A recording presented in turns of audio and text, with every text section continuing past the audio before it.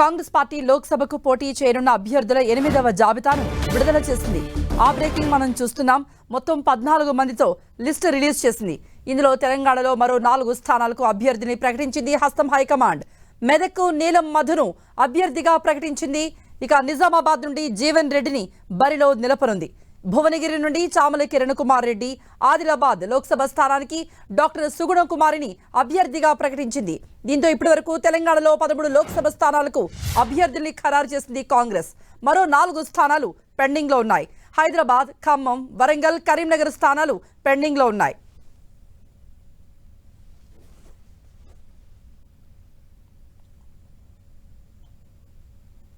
ఇక దీనిపై మరిన్ని అప్డేట్స్ ఇవ్వడానికి మా ప్రతినిధి ప్రతాప్ ఫోన్లో సిద్ధంగా ఉన్నారు. ప్రతాప్, కృప, కాంగ్రెస్ పార్టీ మరో జాబితాను విడుదల చేయడం జరిగింది. ఈ జాబితాలో తెలంగాణకు సంబంధించి 4 అభ్యర్థులను ప్రకటించడం జరిగింది. ఈ 4 అభ్యర్థులను చూసినట్లయితే కనుక భువనగిరికి సంబంధించి చామల కిరణ్ కుమార్ రెడ్డి, అదేవిధంగా నిజామాబాద్ టి జీవన్ రెడ్డి, ఆదిలాబాద్ కు సుగుణ కుమారి, అదేవిధంగా ఈ సంబంధించి 4 స్థానాలకు సంబంధించి అభ్యర్థులను కూడా ప్రకటించిన పరిస్థితి ఉంది. అయితే మొత్తం మీద చూసినట్లయితే ఇప్పటి వరకు గతంలో 9 స్థానాలకు అభ్యర్థులను ప్రకటించిన నేపథ్యంలో ఈ రోజు ప్రకటించిన 4 స్థానాలతో కలిపి దాదాపు 13 స్థానాలకు అభ్యర్థులను ప్రకటించినట్టుగా కూడా భావించవచ్చు. అయితే మిగతా ఇంకా 4 స్థానాలు అయితే పెండింగ్ లో ఉన్నాయి. ఆ 4 స్థానాలు పెండింగ్ లో ఉన్నాయి హైదరాబాద్, అదేవిధంగా ఖమ్మం, కరీంనగర్, ఈ వరంగల్. ఈ 4 స్థానాలు మాత్రం ఇంకా పెండింగ్ లో ఉన్న పరిస్థితి. ఈ 4 స్థానాలకు సంబంధించి కూడా మరోసారి కూడా డిస్కషన్ చేసి వీటిని రిలీజ్ చేయాలని చూస్తున్నాయి. అయితే ఈ రోజు ప్రకటించిన వాటికి చూసినట్లయితే కనుక భువనగిరికి సంబంధించి చాలా వరకు చాలా కాంపిటీషన్, హెవీ కాంపిటీషన్ ఉన్నది.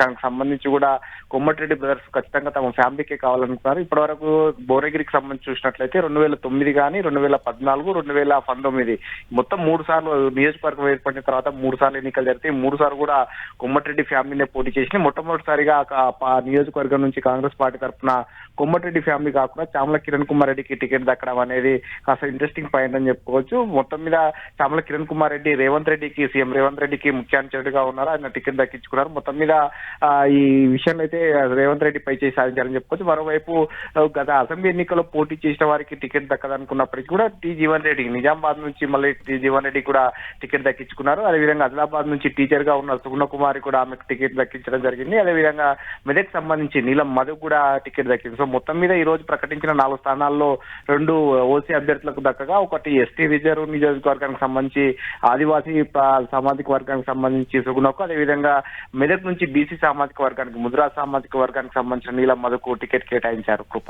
ప్రదీప్, హైదరాబాద్, ఖమ్మం, వరంగల్, కరీంనగర్ స్థానాలకు ఎవరెవరు అభ్యర్థిని ఆలోచిస్తోంది హైకమాండ్? దీనిపై ఎప్పుడు స్పష్టత వచ్చే అవకాశం ఉంది? ఎప్పుడు ప్రకటిస్తుంది?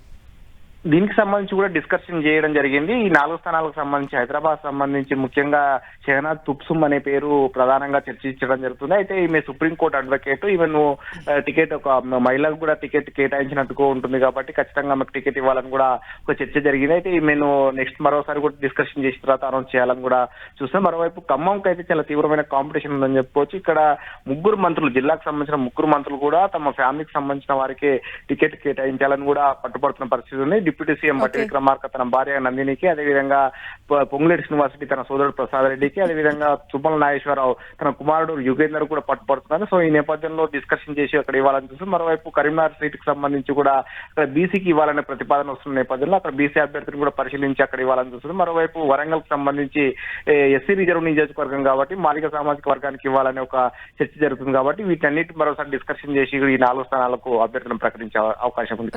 రైట్ ప్రతాప్, కాంగ్రెస్ పార్టీ లోక్సభకు పోటీ చేరిన అభ్యర్థుల 8వ జాబితా విడుదల చేసింది.